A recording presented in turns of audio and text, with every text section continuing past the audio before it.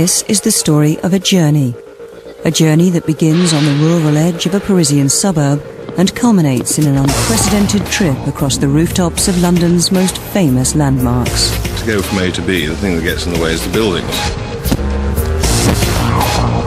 They're taking risks, in our great public buildings. I always imagine architects like that, don't they? That something unplanned happens.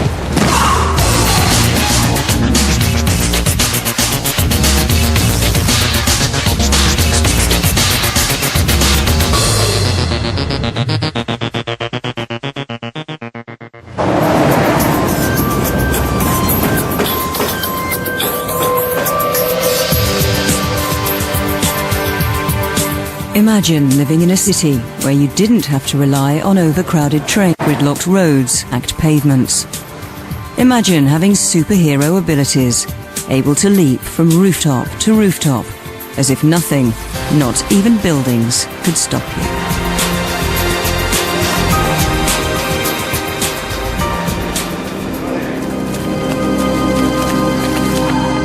This is Parkour, the anarchic new sport of free running.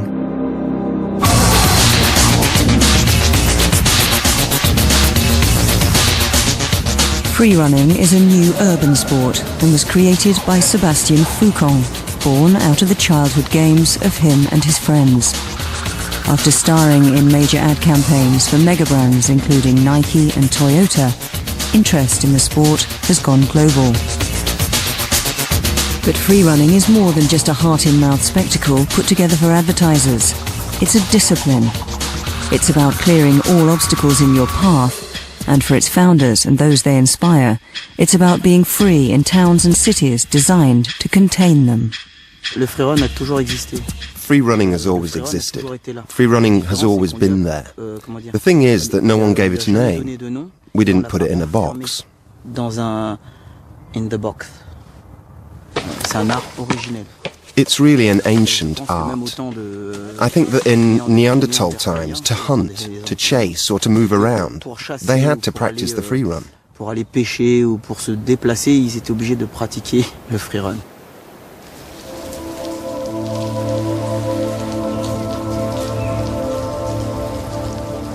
The origins of this new international movement lie in a quiet suburb of Paris called Nice, and in the after-school games of a younger Sébastien and his friends.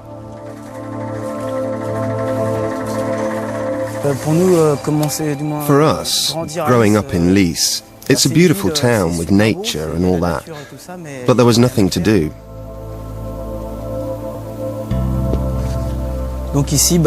So here is where free running began. It started here, it originated here. We were little. This was our school. We were only this high. This is where we'd be after school with our sandwiches and snacks. We'd be running around. Everyone would be running, turning, jumping. Tourne et bouger, sauter déjà. C'était un peu jouer à cache-cache, comme tous les enfants jouent à cache-cache. It was a bit like playing hide and seek, like all children would play hide and seek. We'd chase each other, jumping. It became our game. Parce que forcément, on allait aussi sur l'école. Of course, we would also go on top of the school. We would play at being ninja, superheroes. That was the way it was. It was all in our imagination.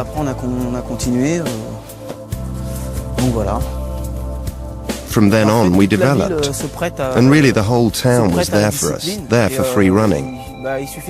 You just have to look, you just have to think like children.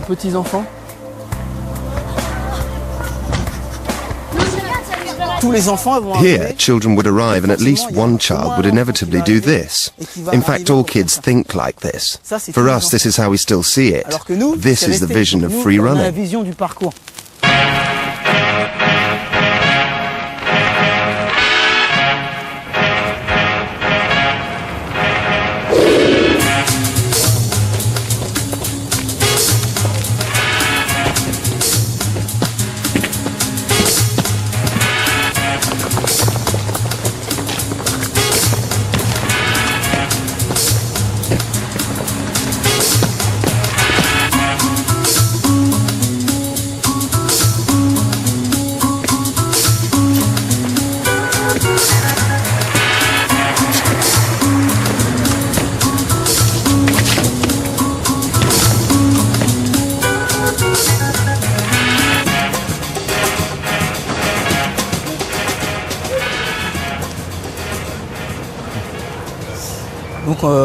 quand on était petit, on a continué notre cheminement comme ça, les années passent. So the years passed and our game carried on, and we progressed until we were able to face heights and jumps like this from the age of 15 or 16. Comme ça à l'âge de 15-16 ans. Et ça c'était This was the beginning of the big jumps.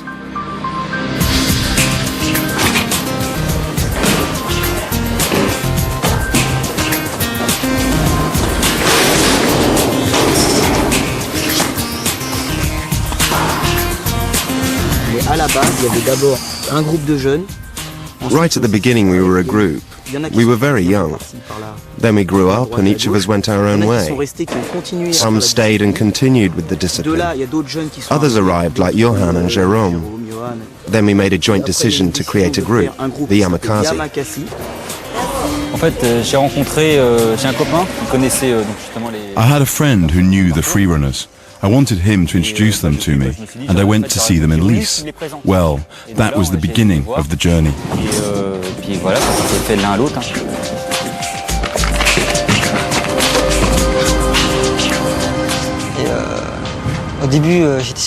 At the start, I was surprised because I saw people who'd been doing it for a long time, and they were super good. But I recognized I couldn't really do very much. But people helped me and explained it to me. We were doing pretty much whatever we wanted to. Then after this first day, I came back every day to do it and do it and do it and do it until I knew more stuff.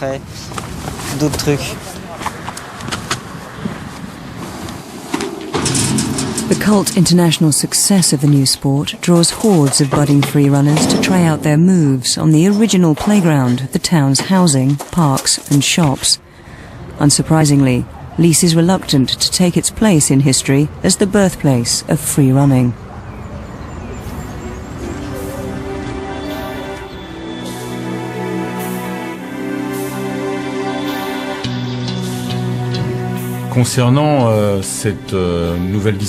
Regarding this new discipline in our town, right at the beginning of my office as mayor, I was, I must say, quite surprised and worried because everyone could see young people up and down the walls like cats.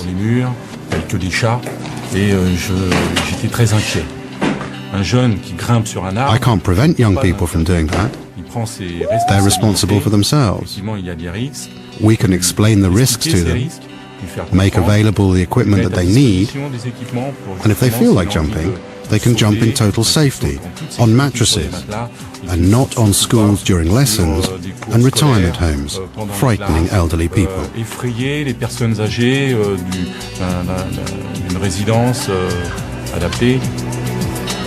For Sebastian, free running is not just a game. They're not just kids playing around on rooftops. This is their discipline, and it's become a way of life. The traits you display in life are the same traits you display in free running. The doubts and fears you have in everyday life are the same you find in the discipline. In everyday life, though, they can be more difficult to combat. Free running is a way of fighting one's fears and demons, and then one can reapply this to life. What I liked about Sebastian was his intellectual way to tackle free running. He is the one who first described free running. Nobody had put into words what we were doing. He's probably the first to have tackled the philosophical side of free running. Sebastian's philosophy is informed by a surprising set of modern cultural reference points, including The Matrix, Star Wars, and Bruce Lee. For Bruce Lee, I have a great respect for the man and for his philosophy.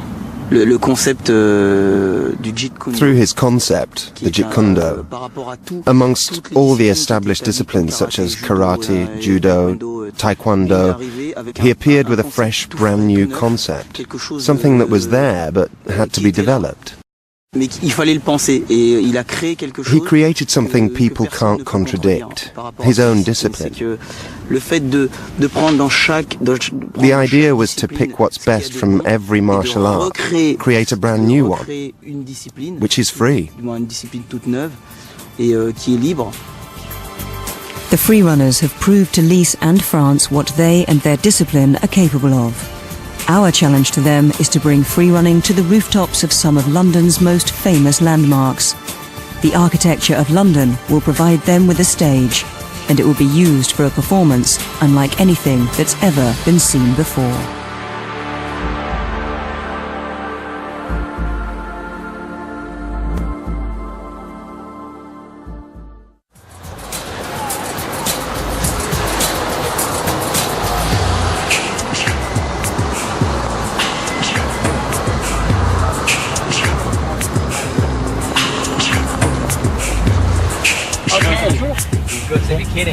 Hurry up! Okay, lad. I'm a cat. I'm a Black Panther. No. Pink Panther. Pink Pig. Un panthère rose. Pink Pig.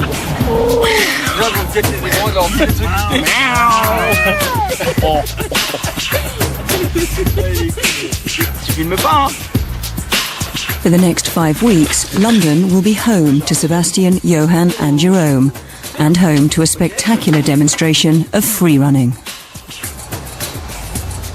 While work is underway to convince some of London's greatest landmarks to open their doors and rooftops, the free runners must prepare themselves for their greatest challenge. It's time to get a feel for London.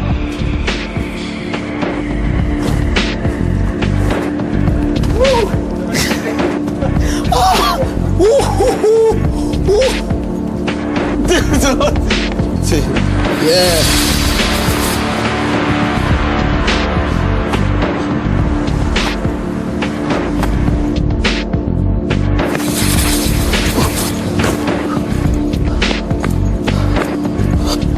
I think living in big cities like London, it's a crazy life. People don't look around them.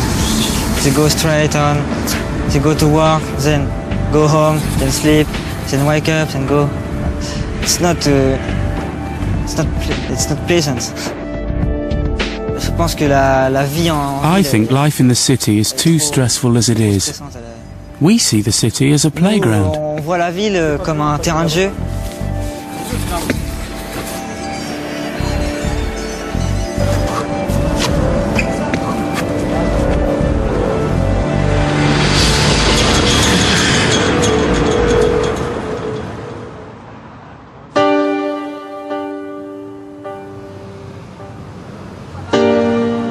It's going to be a tall order to persuade some of Britain's most famous institutions to agree to have the free runners performing, often at roof level. One place that's attracted the free runners' attention is one of the grandest buildings on the Thames. Until 3 years ago, Somerset House was government offices and closed to the public. Their reaction to our interest in their roof was not unusual. We thought you were mad and crazy and nuts, but we were really, really intrigued and incredibly interested. These buildings do speak about tradition and splendour and luxury and times past. They're steeped in history. But will they let the free runners perform on the roof? It's a question being asked of grand buildings all over London. We'd love to be able to make it happen, but there's lots of things we'll have to consider first before we can say yes. We're a world-famous building, and if something were to go wrong in the filming of this, then it wouldn't be good for you or for us. I mean, if you think about a bunch of guys running around the rooftop of some of our most important monuments, like the Albert Hall, for example, is an extraordinary thing. And what I like about it is it's actually corrupting the original sort of use. It was designed quite carefully to perform a certain job, and the roof was not seen as a functional element. For London's Southbank Centre, another location high on the free runners' wish list, this isn't the first time a new urban sport has corrupted the use of its space. I think what's interesting about National Theatre is the way that the spaces outside it are used by skateboarders and that kind of stuff. It's an accidental space, really, isn't it? It's created by the geometry or whatever of the buildings. It leaves the space, and that people then find a use for that space. And I always imagine architects like that, don't they? That something unplanned happens. Before any buildings will give permission for death-defying antics, the free runners have to visit each location to work out their potential moves.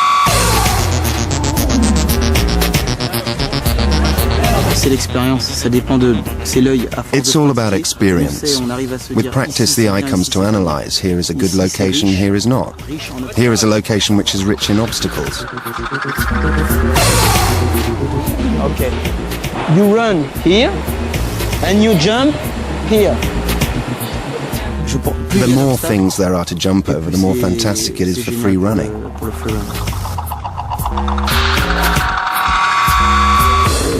A principle of free running is that you must always go forward. There is always a path. From this point here, you can arrive at that point there. Whatever the path may be, you never go backwards. Quel qu'en soit le chemin, mais on ne va pas en arrière. Il y a toujours un chemin. Free your mind.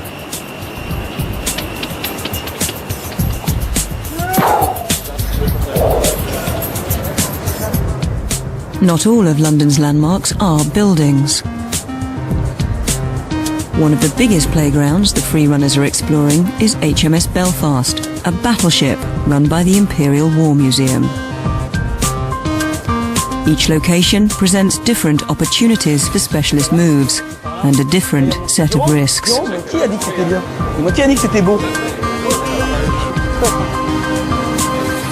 For Sebastian, one of the biggest is a potential jump he spotted from one of the highest points on the ship. What he's proposing is raising eyebrows on the team and even surprises his fellow freerunners. He thinks he can make the enormous jump from the top of the Admiral's Bridge down onto the gun turret, 2 stories below. Mais pour être bien, je préfère être bien en haut, bien faire mon truc. Et tu sais, je me dis limite, on va avoir des surprises parce que je me dis, ça se trouve, on va vraiment arriver tout au fond là-bas. Be careful. It's not safe. Every move and jump the freerunners want to perform must be carefully looked at by the team's stunt coordinator, Jason White, a veteran of blockbuster movies including Living Daylights, Aliens and Indiana Jones. When you land, you touch and then you roll. Yeah. Okay. My first thoughts was that, wow, this is really quite high. It was more the height for somebody to jump and land on their feet. I thought, well, for a stuntman, it would be really something. And I really didn't know very much about these boys. So I had sort of doubts. Jason isn't the only member of the safety team whose nerve is being tested. When I first saw them doing one of their jumps for real as opposed to on videotape, my heart was in my throat, I have to say. Because no matter what safety measures you put in place and how much planning goes into it, you still think this is inherently dangerous. It's still a dangerous thing to do. But you realise that the guys that are doing it are extremely competent. Physically they're built for it, they're very light, they're very strong. They've had years of training and experience. And that gave me a lot more confidence then for the other locations that we've been to, because I realised they actually have much more competence than even a lot of gymnasts, stunt people perhaps in this country that don't specialise in this kind of work. And then, of course, when he then leaps over the rail and jumps on the passing barge, this is not Bond for Living Daylights. No.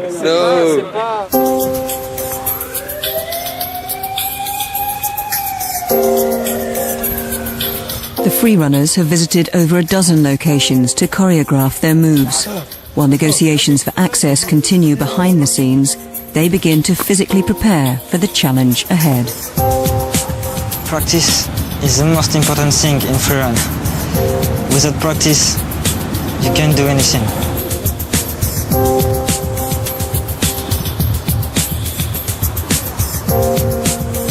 The sport is a way of expressing oneself, a way of escaping, a way out, most importantly for people who come from urban areas.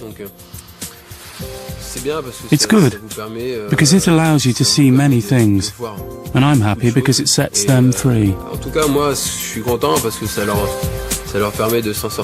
A friend of mine told me one day, "Listen, I have some flying men that are extraordinary. You must come and see them. And so I met them in the outskirts of Paris about 2 years ago. And it's true, when I saw them I was a bit surprised. Just surprised at what they were doing. People love to watch people being physical. People just can't believe that that's possible, you know, that the body can move like that, or be that supple, or be that strong at the same time. And it's just really, I love watching somebody move across a stage, you know, across a space, and the shapes they make. I think that's fascinating. For the freerunners, the elegance of their movement is as important as the scale. Pour moi, le plus important, c'est plus l'harmonie entre toi et l'obstacle. The most important thing, really, is the harmony between you and the obstacle. The movement has to be elegant. That's what will make it prettier. Length and distance only add to the beauty of the move. If you manage to pass over the fence elegantly, that's beautiful.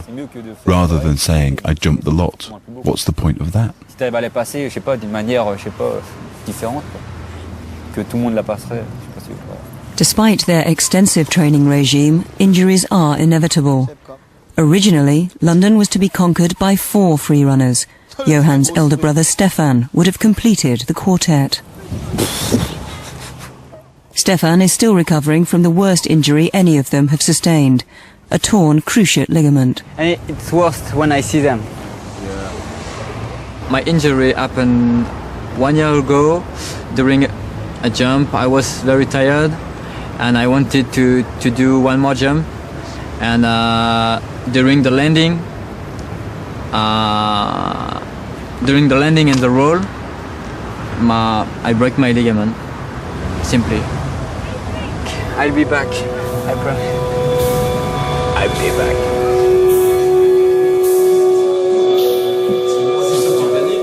While Stefan draws comfort from Robert Pires' successful recovery from the same injury, negotiations have been completed on a final list of famous rooftops and spaces. In total, 14 London landmarks have agreed to allow the freerunners access.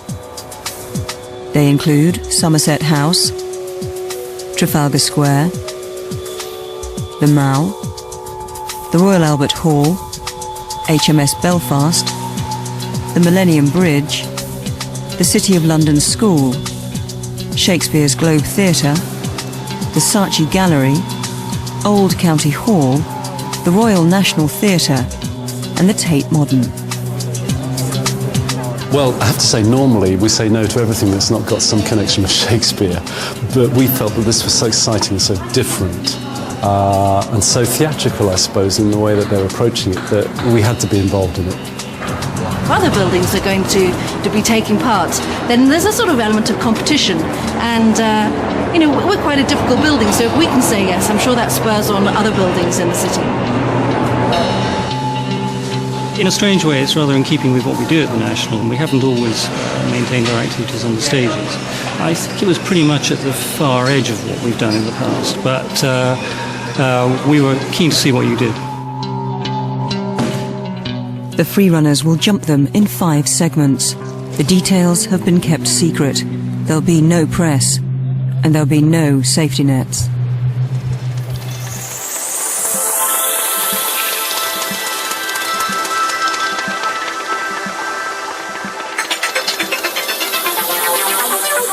By the end of June the 16th, 2003, Bastian, Jerome and Johann will have jumped London. Over a dozen locations, 3 Frenchmen, and a performance that speaks for itself.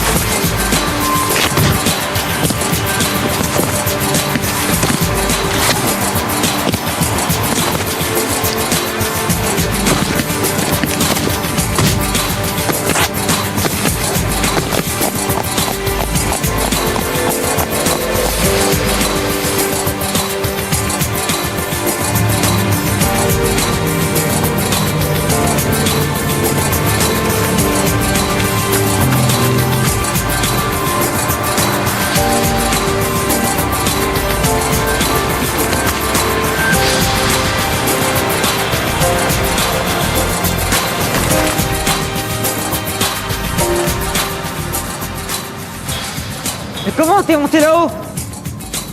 J'en sais rien.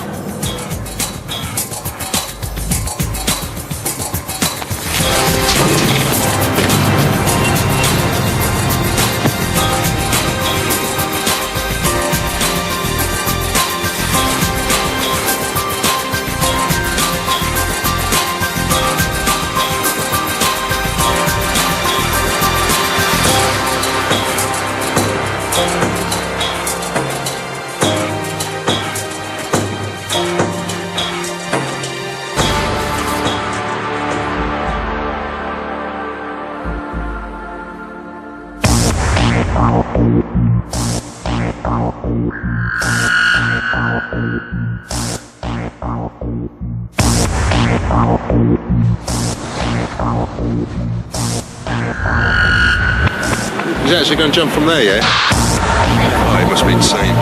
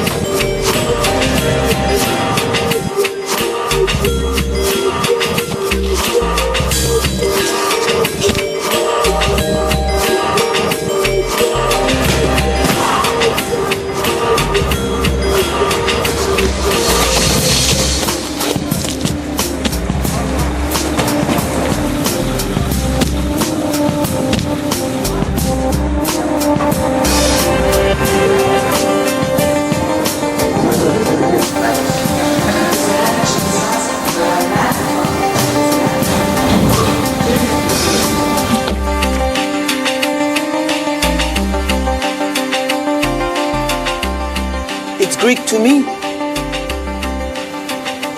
That is the long and short of it.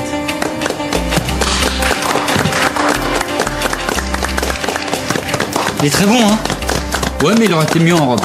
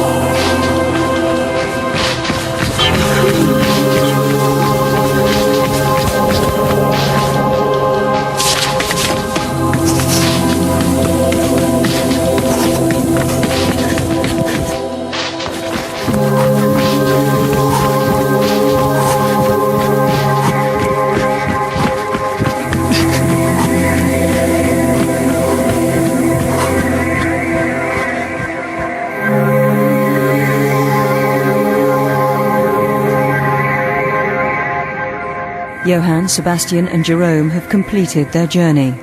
London's landmarks may never look the same again. But what does the future hold for free running?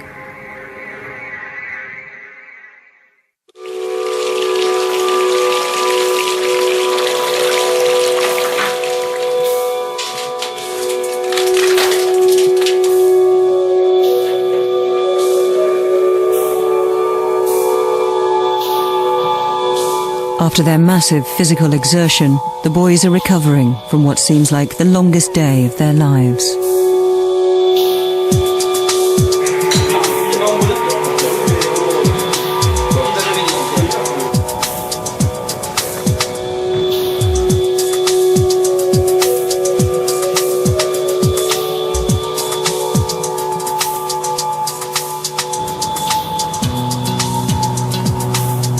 Some of those who witnessed their jumps and moves have been left with a lasting impression.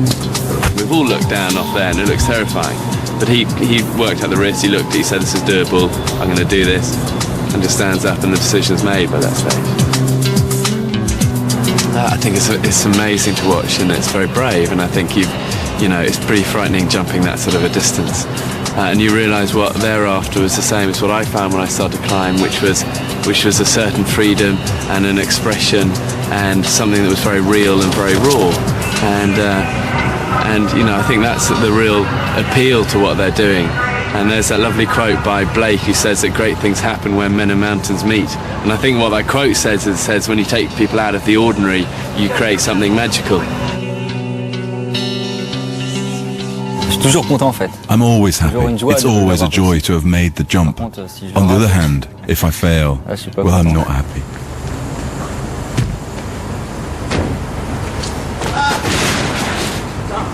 Jerome's fall during the making of this programme fortunately caused only minor injuries.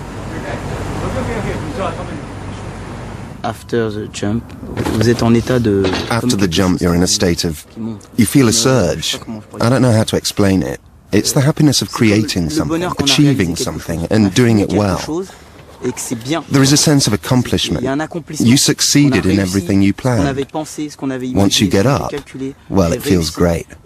I've done it, and you can see it on my face. In your mind, you're walking tall.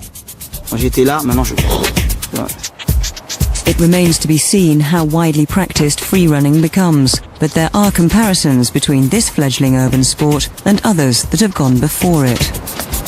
In many ways, the future of free running could be the future of skateboarding and inline skating and of extreme BMX riding. In a way, it's a very pure form of that. It's the same kind of thing, but without the equipment. So free running could be the new urban activity for young men and women, perhaps older men and women, in the city.